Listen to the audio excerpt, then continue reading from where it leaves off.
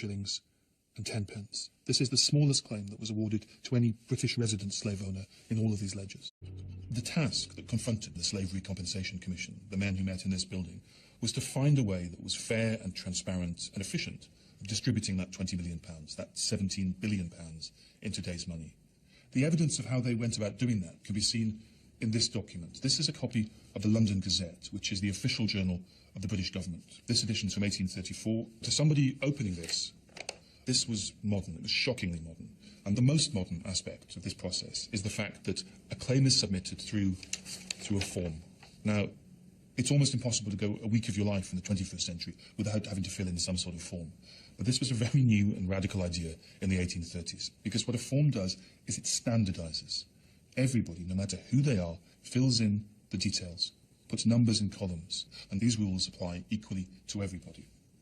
This is a very bureaucratic process being imposed upon a society in which the privileged and the influential are used to the idea that there's one rule for them and another for everybody else. To the late Georgian mindset, this was a real affront, a system that couldn't be negotiated with, that didn't care about influence or birth or wealth or privilege. Whatever objections the slave owners might have had to form filling, they were outweighed by the prospect of substantial compensation. In the months following abolition, claim forms started arriving at the Commission in their tens of thousands. Bernard Tillier, Boyd Alexander, Louis Ferrier, William Maxwell Alexander, Edward Miller Adele, William Barron. Every slave owner who came forward is recorded in the National Archives, all 46,000 of them. Henry Blatch. From the wealthiest to the most humble, they're all listed, along with the amounts they were paid. This is a unique census of slave ownership at the very moment that slavery across the British Empire was finally abolished. In this return is a claim for the Gladstone family. John Gladstone claims 687 for the Vredenhoop plantation in Guyana, on which there are 415 slaves valued at £22,443, 19 shillings and 11 pence. But we know that when all his plantations were counted together, John Gladstone owned over 2,500 slaves, and that they were valued at over £105,000. Now that's the largest compensation payout you're going to find in any of these registers, and in today's money, that equates to about £80 million. In the returns for the island of Barbados, there is listed a claim at the other end of the scale. This is a return for the Reverend Wren Dixon Hamden, who owned a single slave in Barbados, and that one individual was valued at £1, 18 shillings and 10 pence. This is the smallest claim that was awarded to any British resident slave owner in all of these ledgers.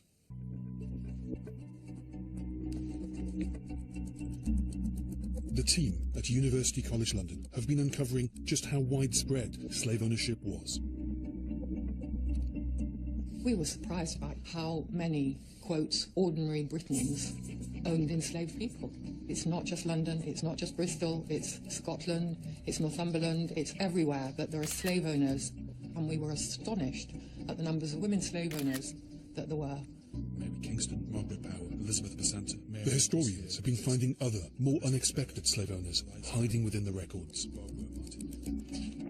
At first glance, Richard Godson's claim for £5,018 doesn't seem particularly unusual. Until you learn that Richard Godson was an abolitionist MP. In 1832, he had claimed to scorn the idea of having property in his fellow subjects. This record is for John Stewart. He was awarded over £25,000. It turns out that he himself was of mixed race, the descendant of a slave mother. Vi bad 100 kvinder om at filme, hvad Ramscar kan gøre ved mørke rande og poser under øjnene. But even more remarkable are the thousands of slave owners' letters to the Commission, most of them attempts to justify or maximize their claims. These are the letters of a woman called Dorothy Little, who was a widow living in Clifton, which is the posh part of Bristol, and who in the 1830s was in her 70s. Dorothy had inherited 14 slaves from her husband, who died 3 decades earlier, and they lived in Jamaica. And through the labours and the pains of those 14 slaves, she derived most of her income. The letters show how Little tries to talk up the value of her slaves to get as much compensation as possible. To the Commissioners of the West India Compensation Committee.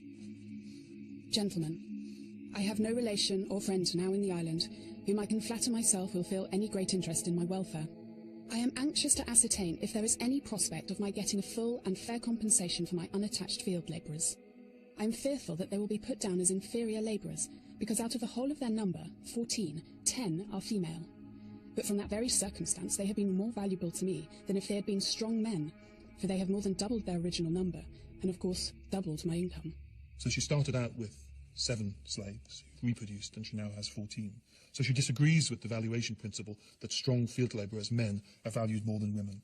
Her story is one of many of people who've become trapped to some extent in the economics of slavery, but also they got trapped in their minds in thinking about slavery, thinking about themselves and the slaves as existing on different moral planes. Dorothy, honestly, from her letters, believes, or at least implies, that she is the victim. Dorothy Little's attempts to influence the Commission failed. She received no more than she was due, according to the same formula that was strictly applied to every slave owner. The work of the Slave Compensation Commission was an extraordinary feat of bureaucracy. In the space of little more than 4 years, they processed the vast majority of the 46,000 claims. By the end, just £50,000 of the 20 million made available was left unclaimed. And the Commission left behind a powerful legacy, a blueprint for the running of an efficient government bureaucracy, one of the foundations of the modern British state. Today, number 19 Old Jewry in the City of London is home to the Bank of China. But in the 1830s, it housed the National Debt Office. The slave owners and their agents came here in their tens of thousands to collect their compensation. In one sense, this is where British slavery ends. A story that begins in the 16th century with English pirates off the coast of West Africa ends here, on this street and in the building that used to stand on this site, because this is where the slave owners had to come to get their money. Slave compensation was paid out in the form of checks, and those checks were handed out directly to the slave owners or their agents.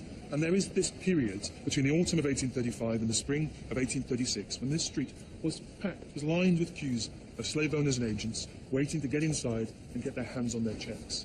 And despite all the bureaucratic efficiency, despite all the work of the Slave Compensation Commission, there is, to me, something grubby about this part of the process. This doesn't feel like a country absolving itself of the great sin of slavery. This feels like a government handout. This feels like a bailout of a privileged minority. But there is an absolutely incredible irony about the fact that it was to this street that the slave owners had to come. Because beside number 19 Old Jewry was the building that stood here at number 18. And in the 1780s, it was here that the abolitionist movement had rented their very first suite of offices. This is where the crusade against the slave trade and then slavery had first begun. But it's absolutely certain that that crusade would not have reached the point of victory in the 1830s if it hadn't been for the huge amounts of money that poured out of this building.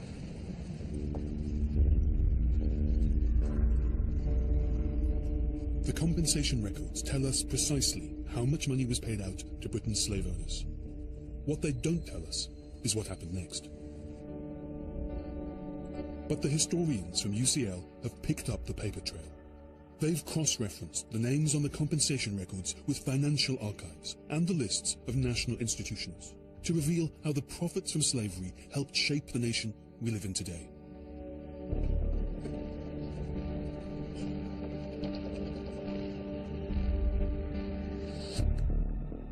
These documents are a list of the investors in the Grand Junction Railway. That was a new railway scheme of the 1830s that was designed to link the industrial heartlands of Lancashire and the Midlands. This is a list of persons holding 100 shares and upwards. So these are the big players, the big investors. And on the list, among the names, we find John Gladstone. He's bought 165 of the £100 shares and 102 of the £50 shares. And he's joined in this investment by his son, William Ewart Gladstone, the future Prime Minister. Altogether, the Gladstone family's total investment in the Grand Junction Railway came to a figure that in today's money would be around £26 million, and that makes them one of the biggest investors in this line. Less than 5 years after receiving the equivalent of £80 million in compensation, the Gladstones were investing tens of millions in the building of Britain's infrastructure. The Grand Junction Railway is now part of the West Coast Main Line. It's just one of dozens of railway lines we still use today that were partly financed by profits raised by slavery. It's simply not possible to fully explain Britain's rapid industrialisation in the 19th century without acknowledging the part that slave money played. The UCL team has discovered evidence of hundreds of slave owners investing hundreds of millions of pounds in infrastructure and industry, while profits from slavery can also be found embedded in the world of finance. And by drawing slave owners out into the light, does the slave compensation process help us trace that DNA of slave money as it spreads into the wider economy? The 1830s is characterised by a whole series of new financial developments at the very end of slavery, into which we can see slave owners diversify or evolve. George Hibbert's son, for example, George Hibbert Jr., is an early director of a company called Imperial Life. So the Imperial Life business as such no longer exists as a brand name or as a business, but it became part of the consolidation of the British insurance industry that took place in the 20th century and was one of the predecessor firms of what we now know as Aviva. From here you can see the NatWest Tower. NatWest is the combination of dozens and dozens of provincial banks. Those banks would have been part of the slave economy, without a doubt, in the 18th century. And in the slave compensation records, we can see those predecessor firms, particularly Smith, Payne & Smith was an important financial institution at the time. Embedded within both the physical structures and the business structures are the legacies of slavery.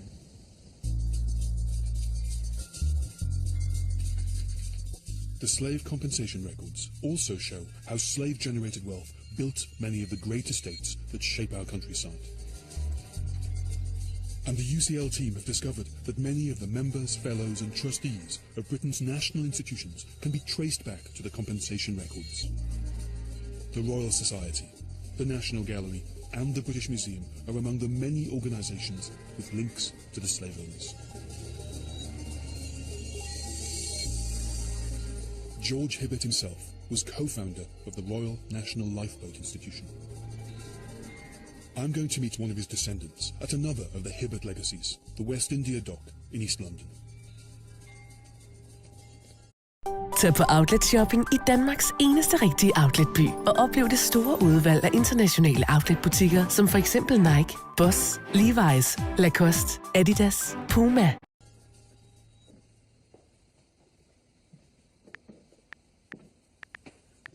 You really do look like him. It's weird, isn't it? This is George Hibbert, That's it, yes. the great defender of slavery, and your ancestor. And Della Valle's guides no longer felt safe camped out there in the ruins. They departed in the dead of night and fled to safety across the desert. In Della Valle's bags were a few of the clay tablets that he had found scattered around the ruins of Ur. These would be the first examples ever seen in Europe of a language that had been dead and forgotten for thousands of years. All the way home, Della Valle must have turned those tablets over in his hands, gazed at their mysterious ancient symbols. He must have wondered to himself, who had built those enormous mounds of brick and earth, all alone out there in the middle of the desert? What did the symbols on those broken pieces of clay mean? And if such a great city had once stood there, what in all the world could have happened to it?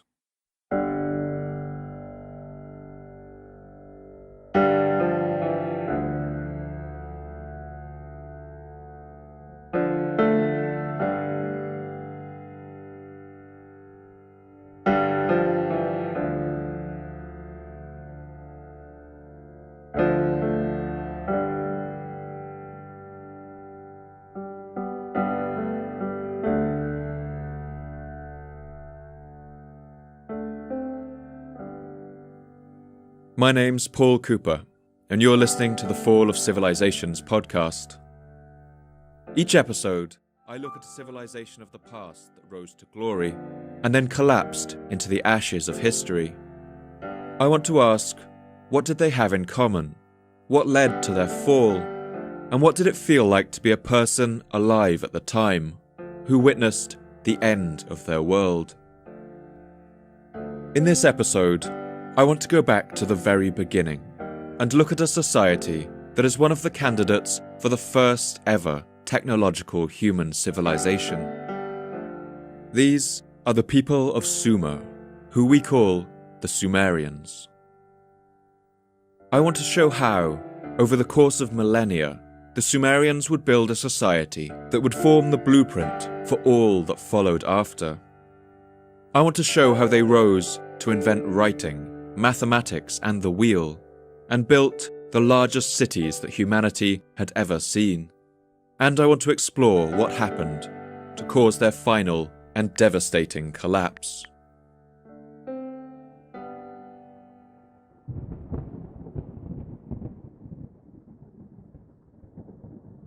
In the highlands of southeastern Turkey, a range of snow-topped limestone peaks rise over 3,000 meters above the flat plains beneath. These are the Taurus Mountains.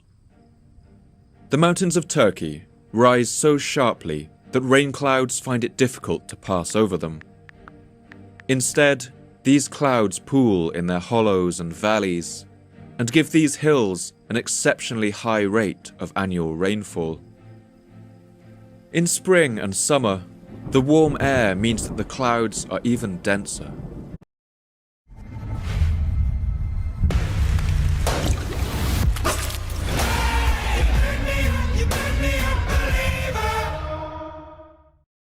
Comme pierre que l'on jette dans l'eau vive d'un ruisseau.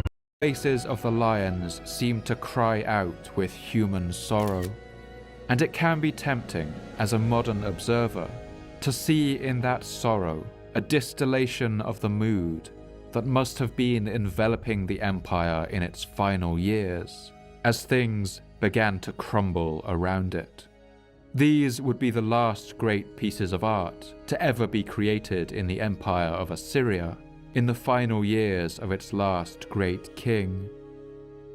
Within little more than 3 decades, the empire of Assyria would collapse, and all of its great cities would be abandoned to the sands. It must have been a confusing and frightening experience for these men, and no doubt many despised being forced into this service, but perhaps there were also those who enjoyed it. Without these annual excursions, many of them may never have seen a mountain or an ocean, or anything of the world outside their town or village. And since the Assyrian army tended to win more than it lost, there must have been a certain sense of pride in their shared accomplishments. This rhythm of a season of harvest in the autumn and a season of war in the spring formed the heartbeat of the Assyrian Empire. It was a drumbeat of expansion and conquest that was continued by the king who came to the throne in the year 883 BC, and who would carry the Assyrian Empire to new and unprecedented heights. His name was Ashurnasirpal II. Ashurnasirpal was a remorseless and ruthless warrior, and many of the things we associate today with the kings of Assyria, their cruelty and harsh treatment of enemies, reached a climax under his rule. Much like many rulers of this time around the world, it's clear that he used terror tactics and tortuous methods of execution to drive fear into the hearts of his enemies. But his inscriptions, out of all those of the kings of Assyria, do stand out for the delight they seem to take in the details of these terror tactics. After crushing one rebellion to his rule, Ashurnasirpal commissioned this inscription describing what happened next. I burnt many captives from them. I captured many troops alive. From some I cut off their arms and hands. From others I cut off their noses, ears, and extremities. I gouged out the eyes of many troops. I made one pile of the living, and one of heads. I hung their heads on trees around the city. I burnt their adolescent boys and girls. I razed, destroyed, burnt, and consumed the city. Whether because of these tactics or despite them, in the short term, Ashurnasirpal was an effective conqueror. New conquests were turned into client states and ordered to pay tribute to the Assyrian Empire. Enormous wealth began to flow once again into the imperial center, and Ashurnasirpal celebrated his victories with the construction of even more grand palaces. I founded a palace of cedar, cypress, juniper, boxwood, terebinth, and tamarisk as my royal residence, and for my lordly leisure, for eternity. I made sculptures of beasts of the mountains and the seas, in white limestone and alabaster, and placed them at its doors. I decorated it in a splendid fashion. I hung doors of cedar and cypress in its doorways, and put therein silver, gold, tin, bronze, and iron, treasure from the lands I conquered. I took people which I had conquered from the lands over which I had gained domination, and settled them there. This policy of resettling conquered people in Assyria wasn't new, but Ashurnasirpal seems to have employed it far more frequently than his predecessors. The Assyrians understood a very simple calculation in the ancient world, that population size meant power, and they quite happily filled their cities with people from all corners of their empire.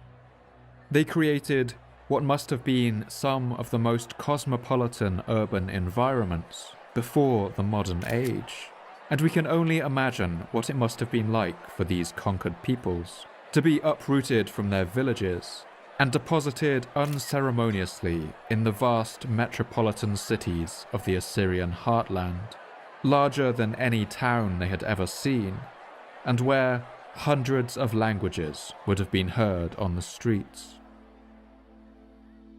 But the Assyrians also used deportations and relocations in a much more punitive way, and this policy also reached its height under Ashurnasirpal.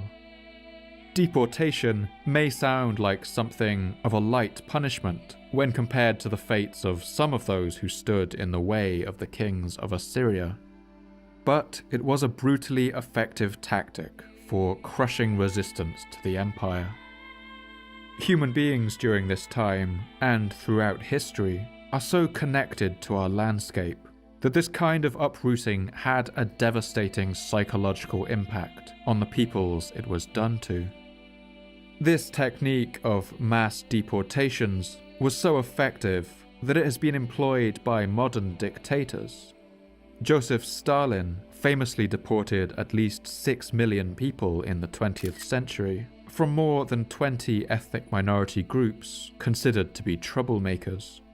And in the early days of the American colonies, when indigenous people were taken as slaves, they were always transported to another region to break their relationship with the land and reduce their chance of escaping. Whether despite this cruelty or because of it, King Ashurnasirpal did manage to keep the empire together and dramatically expanded it. But he was followed by his son, a man named Shalmaneser III, who would not be so capable. Shalmaneser enthusiastically continued his father's policies of aggressive expansion and mass deportation. But in the final years of his reign, the people of Assyria had had enough. An enormous rebellion led by his son broke out across the entire empire. 27 cities, including the city of Ashur, rose up in rebellion. And this long and bitter civil war allowed virtually all of the people that Ashurnasirpal had conquered to shake off Assyrian rule. Assyria's heavy-handed military domination of the region had made them hated, and it was clear that if they hoped to ever build a lasting empire, something would have to change. One king named Tiglath-Pileser III thought he knew what that thing was, and it was not a softer and more diplomatic approach. he decided, in characteristic Assyrian fashion, that what the empire needed was a much more powerful army.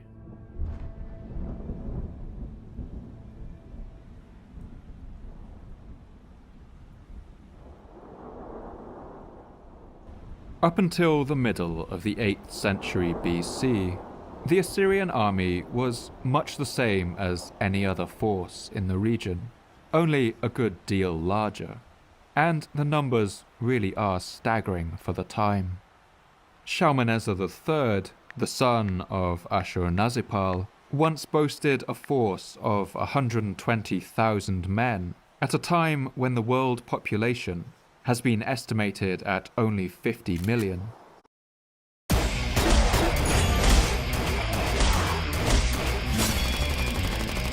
By 1943, more than 1 million German men have died in the Nazis' ideological war of annihilation. It is a war which will apparently help build a national socialist paradise, free of Germany's supposed racial enemies. But who will inherit this world once it is won? Heinrich Himmler has been working on a plan to breed a new blonde and blue-eyed Nazi elite.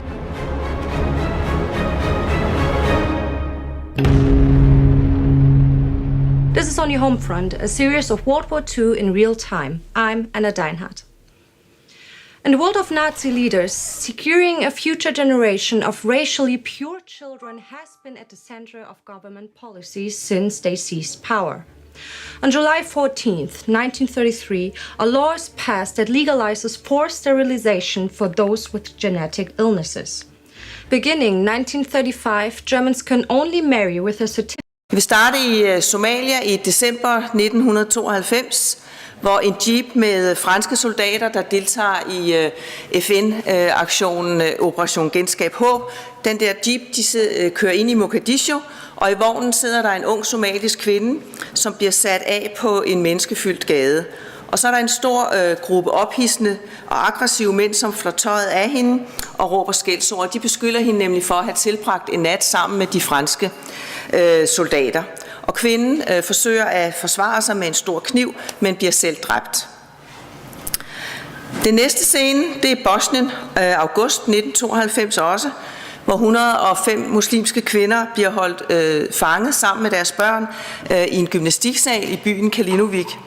Og ind i den her gymnastiksal trænger der en snes serbiske soldater fra gruppen Hvide Ørne, som råber, I skal føde vores børn, I skal føde vores små tjetnikker, hvorefter at kvinderne bliver voldtaget systematisk i de efterfølgende 26 dage. Og de kommer fra et særligt område, hvor de serbiske styrker nogle måneder forinden har påbegyndt etnisk udrensning. Og det er nogle sager, vi kender jo fra den internationale krigsforbryderdomstol. Den næste scene, det er Gellerup i Aarhus, også i 92 juni, og en varm sommeraften, så bliver politiet tilkaldt til et nærliggende diskotek, fordi der er et slagsmål i gang mellem nogle unge danske mænd og nogle unge tyrkiske mænd. Og under de efterfølgende afhøringer, så forklarer de danske mænd, hvorfor de var røget i totterne på hinanden, at de var provokeret, fordi perkerne kommer og tager vores piger, som de sagde. Den sidste scene, det er så Islands Brygge. Det er ikke det, I ser her, men det, jeg fortæller jer om, er noget lignende. Islands Brygge, maj 1945, hvor 7 mænd trænger ind i 2 kvinders hjem, fordi kvinderne er kendt for at have intim samkvem med de tyske besættelsessoldater. Og mændene er bevæbnede modstandsfolk, og de tvinger kvinderne ned til en nærliggende bunker, hvor de gennemfører et kort forhør, og så klipper de først håret af dem, og derefter kronrager de dem fuldstændig. Og så trænger der flere og flere mænd ned i den her bunker, og så bliver kvindernes tøj revet af dem, og på deres blottede bryst og ryg bliver det malet sort hagekors med sort cykellak. Så bliver de gennet op på gaden, hvor der efterhånden har samlet sig en stor forsamling, og så bliver de gennet ned af gaden uden at måtte tildække sig, og hvor der bliver råbt af dem og spyttet på dem og slået. Og de her 4 meget ubehagelige situationer foregår jo i meget forskellige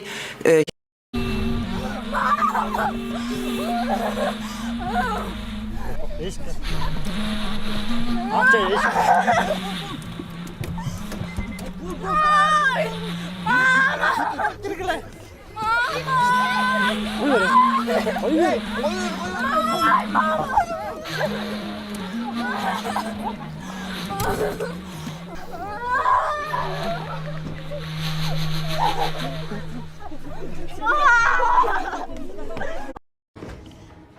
You will stay here, and you will not leave this room. Do you understand me?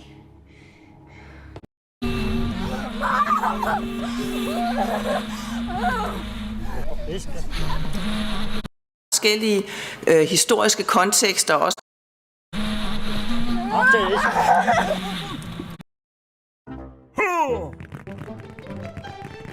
Help me! Alt om de kendte på sh.dk.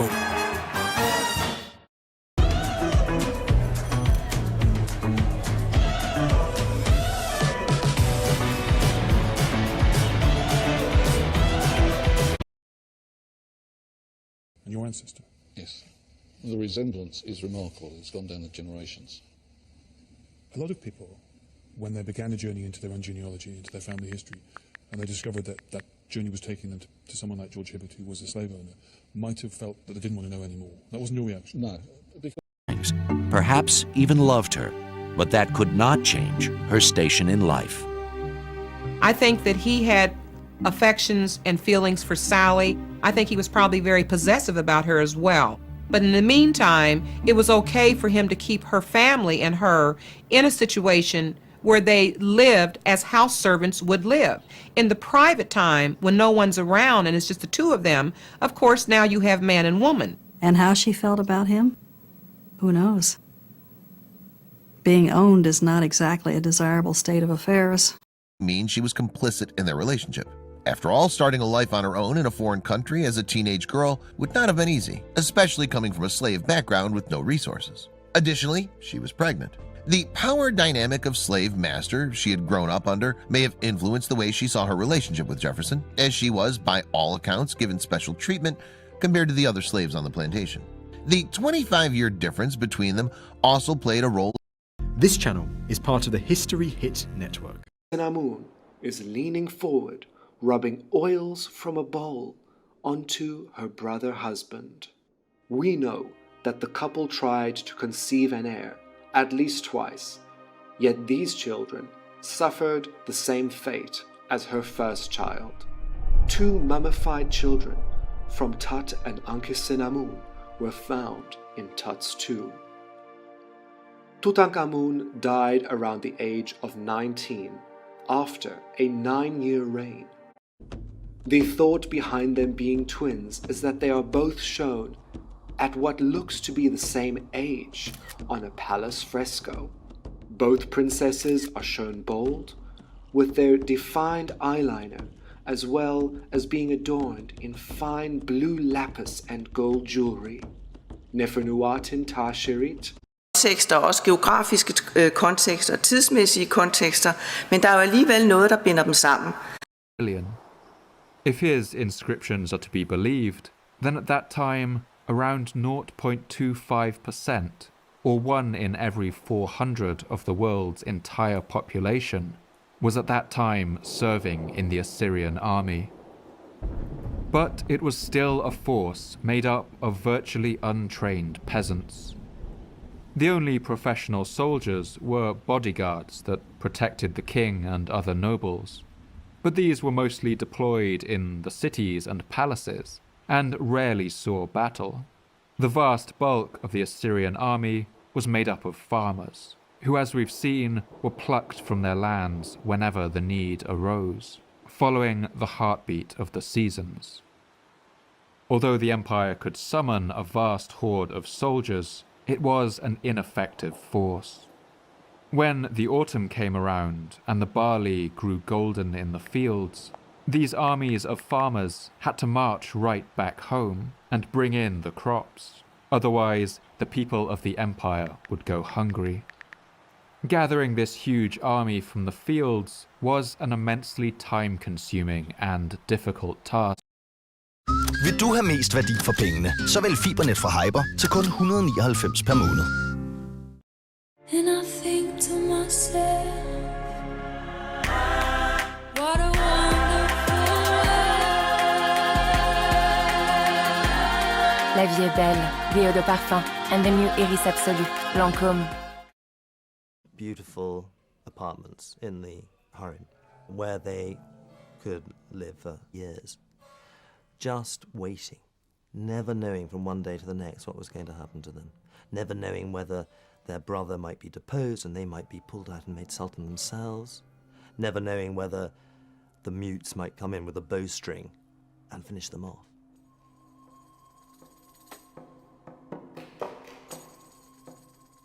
Difficulty with the cage, of course, is that it meant that the princes were withdrawn from the day-to-day running of the empire, so on their succession as sultan, they really knew very little about politics, which may be one reason, of course, why their mothers were so important, because their mothers would know something.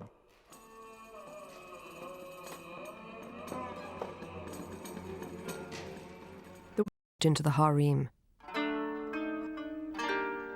It was not simply a question of who would occupy the Sultan's bed. It was a far more vital conflict over who would produce the next ruler of the Ottoman Empire.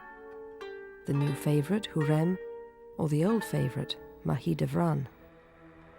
Mahidevran was the mother of the oldest son.